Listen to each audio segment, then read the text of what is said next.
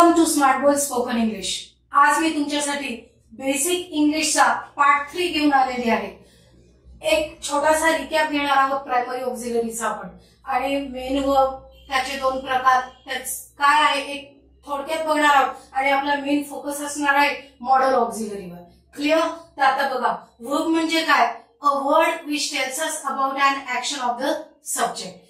Verb is divided into two. क्रियापदाचे दोन प्रकार पडतात, मेन वर्ब आणि auxiliary. Main verb and auxiliary. Main verb म्हणजे मूळ क्रियापद, जसं आहे तसं। त्याचे दोन प्रकार पडतात, ट्रान्झिटिव्ह, इंट्रान्झिटिव्ह। आता हे ट्रान्झिटिव्ह वर्ब म्हणजे काय? ट्रान्झिटिव्ह म्हणजे असं क्रियापद जे आपण ऑब्जेक्ट सहित वापरतो।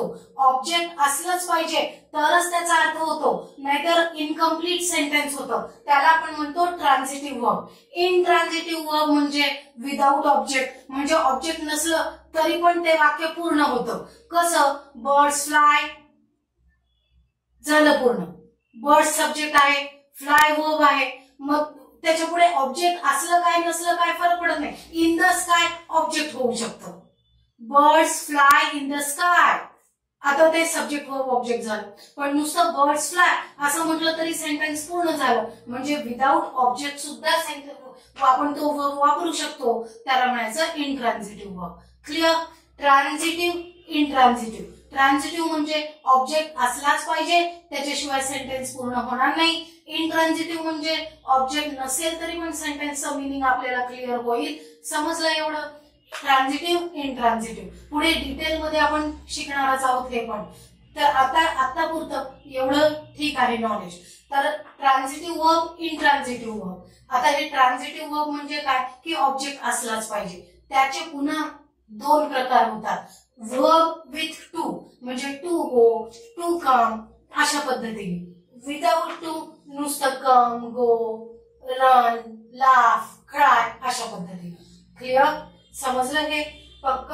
हे झालं मेन, हे वर्बचा पहिला प्रकार मेन वर्ब, त्याच्यानंतर त्याचे दोन प्रकार, त्याच्यानंतर ट्रान्झिटिव्हचे दोन प्रकार। हे झालं वर्बचा एक बाजू। दुसरी, आता वर्बचा दुसरा second part auxiliaries, helping verbs. तर त्याचा प्रायमरी ऑक्झिलरीचा review, to be, to do आणि टू हॅव, ह्या तीन प्रायमरी ऑक्झिलरी आहेत। त्याचे जे फॉर्म होतात प्रेझेंट मध्ये आणि पास्ट मध्ये। प्रेझेंट मध्ये ॲमिजा, वॉज, वेअर, पास्ट मध्ये प्रेझेंट मध्ये ॲमिजा, पास्ट मध्ये वॉज, वेअर। इकडे form of to do, do does present मध्ये, पास्ट मध्ये डिड, आणि इकडे form of to have, have has present मध्ये आणि हॅड पास्ट मध्ये। Primary auxiliary. Now we are going to learn, आता आपण शिकणार आहोत मॉडल ऑक्झिलरी, आणि हा आपला मेन पार्ट आहे, फोकस ऑन दॅट, त्याच्यावर आपण फोकस करणार आहोत आज। काय? Model auxiliaries. किती मॉडल ऑक्झिलरीज आहेत? 9 मॉडल ऑक्झिलरीज। कॅन, कुड, shall, should, will, would, may, might, must. बापरे, आता एवढ्या 9 ऑक्झिलरीज लक्षात कशा ठेवायच्या असा जर प्रश्न मनात आला असेल तर बिलकुल घाबरू नका। मराठी क, श, व, म हे 4 अक्षर फक्त आपल्याला लक्षात ठेवायचे। क, श, व, म। मॉडल ऑक्झिलरी डोक्यात आलं की सर्वप्रथम काय लक्षात ठेवायचं? क, श, व, म म्हणजे काय? क पासून सुरू होणाऱ्या दोन ऑक्झिलरीज, कॅन, कुड। श पासून सुरू होणाऱ्या दोन ऑक्झिलरीज, शॅल, शुड।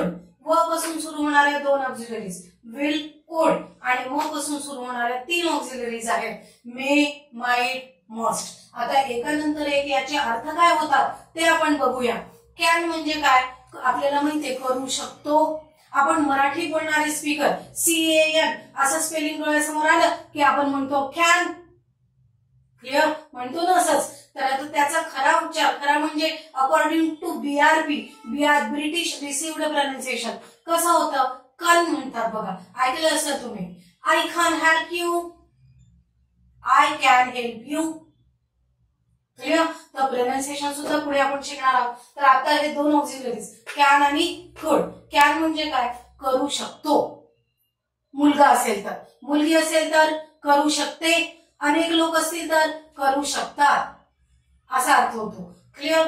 त्याच्यानंतर कुड, कुडचे दोन मराठी मिनिंग होतात, करू शकलो आणि करू शकत होतो। क्लिअर? कुड मीन्स व्हॉट? करू शकलो किंवा करू शकत होतो। त्याच्यानंतर शॅल, शाल हा शब्द असा आहे की आपण कशासाठी वापरतो की माझी इच्छा आहे, तुझी आहे का, असं, किंवा togetherness. Shall we take tea, हे चहा घ्यायचा का. मस्त बाहेर पाऊस पडतोय, आपण मित्राला विचारतो की अरे चल चहा घ्यायचा का रे, चल एक कटिंग मारू, म्हणता की नाही तुम्ही तर असं. मग तिथे कुठला ऑक्झिलरी येईल, shall we take tea. Clear. चहा घ्यायचा का, म्हणजे मला करायचंय, तुला करायचंय की नाही, तुझी इच्छा आहे की नाही, हे विचारण्यासाठी आपण काय वापरतो, शॅल वी टेक टी, असं त्याचा अर्थ होतो. त्याच्यानंतर शुड कधी वापरतो आपण, शुडचा अर्थ काय होतो, शुडचा अर्थ होतो करायला पाहिजे, कंपल्शन. शुड एक्सप्रेस कंपल्शन, म्हणजे काय करायलाच पाहिजे, काय करायलाच पाहिजे. कशासाठी शुड आपण वापरतो, कंपल्शन सांगण्यासाठी. कोणतं कंपल्शन, सोशल कंपल्शन, म्हणजे सगळ्यांना सारखं असं कंपल्शन. कसं, you should study hard to get success, you should wear uniform while you come to school, you should follow rules and regulation of this college.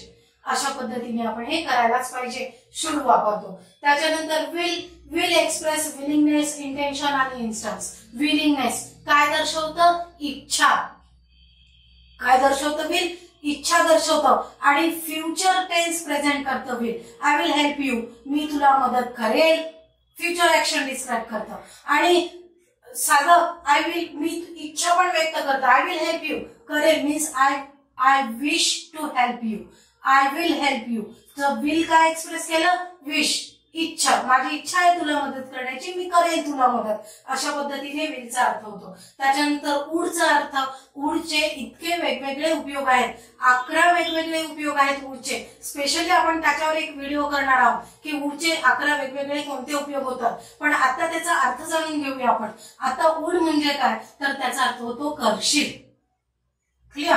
काय अर्थ होतो त्याचा, करशील. म्हणजे काय, would you come with me, तू माझ्यासोबत येशील का. क्लिअर. अशा पद्धतीने वुडचा अर्थ होतो. त्याच्यानंतर मे म्हणजे काय, मे एक्सप्रेस, शक्यता व्यक्त करतं. मे काय व्यक्त करतं, शक्यता, म्हणजे शक्यता आहे. I may come with you, she may meet tomorrow, like this, शक्यता व्यक्त करतं. माइट, रेअर पॉसिबिलिटी, कमी शक्यता व्यक्त करणे.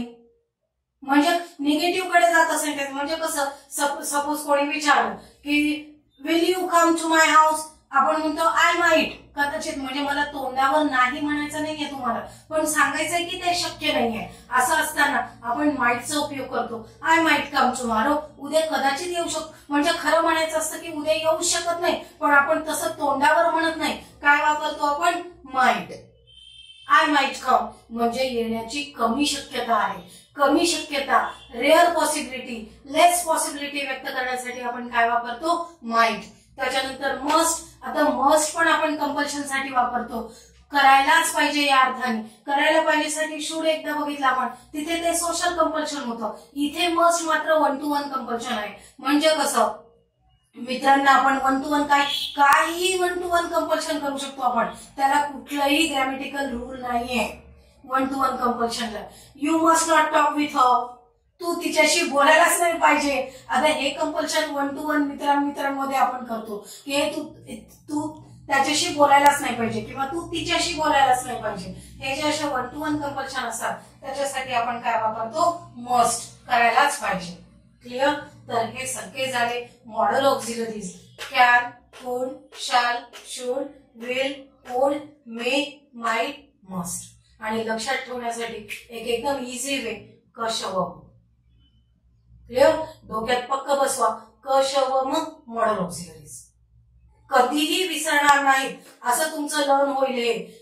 कॅन, कुड, शॅल, शुड. आता कोणी विचारलं मॉडल ऑक्झिलरी की पटकन तुम्ही सांगाल अरे काय 9 ऑक्झिलरी तर आहेत, फक्त कॅन, कुड, shall, should, will, would, may, might, must. झालं, बिंदास सांगा आणि करेक्ट आहे. त्याच्यानंतर मार्जिनल ऑक्झिलरीज. मार्जिनल ऑक्झिलरीज 4 आहेत, ought to, need to, dare to आणि used to. ought to म्हणजे सुद्धा करायलाच पाहिजे, पण हे आहे मॉरल कंपल्शन, नैतिक कर्तव्य. We ought to help poor people, गरीब लोकांची आपण मदत करायलाच पाहिजे. नैतिक कर्तव्याचे जे सेंटेन्स असतात त्याच्यामध्ये काय येतं, ought to, आणि त्याचाही अर्थ होतो करायलाच पाहिजे. नीड टू म्हणजे काय, गरज असणे. You need to read this book again. पुन्हा वाचण्याची गरज आहे. आणि हे खूप वेळा ऐकतो आपण, एकदा वाचतो काहीच कळत नाही, टीचर लोक काय म्हणतात, you need to read it again, you need to go through it again. पुन्हा पुन्हा करा. आणि मॅथच्या प्रॉब्लेम मध्ये तर हजारो वेळा आपल्याला ते पुन्हा पुन्हा करावं लागतं, पुन्हा पुन्हा करण्याची गरज असते. तिथे काय वापरतो आपण, नीड टू. त्यानंतर डेअर टू. डेअर टू म्हणजे काय, ची हिंमत असणे, धैर्य असणे, हा डेअर टूचा अर्थ होतो. आणि युज्ड टू म्हणजे काय, पास्ट हॅबिट, जुनी सवय सांगण्यासाठी आपण युज्ड टू चा अर्थ करतो, वापरतो. म्हणजे कसं वापरतो आपण, I use to dance when I was in 5th standard. 5वीत असताना मी छान नृत्य करत होतो किंवा करत होते. क्लिअर. जुनी सवय सांगताना आपण काय यूज करतो, used to. So this is all about auxiliaries. Clear. परत एकदा एक छोटासा recap. Auxiliaries, 3 type of auxiliaries: primary auxiliary, modal auxiliary and marginal auxiliary. All primary auxiliary we use to construct sentences, tense patterns. Tense patterns साठी आपण primary चा उपयोग करतो. Modal auxiliaries can, could, shall, should, will, would, may, might, must. And lastly marginal auxiliaries ought to, need to, dare to, used to. Get it? बस समजलं हे सगळं. Of course हे सगळं तुम्हाला समजलंय. समजलं नसेल तरी चिंता करू नका, पुन्हा पुन्हा हा व्हिडिओ बघा. आणि काही समजलं नसेल तर कमेंट करा, पुन्हा भेटूच.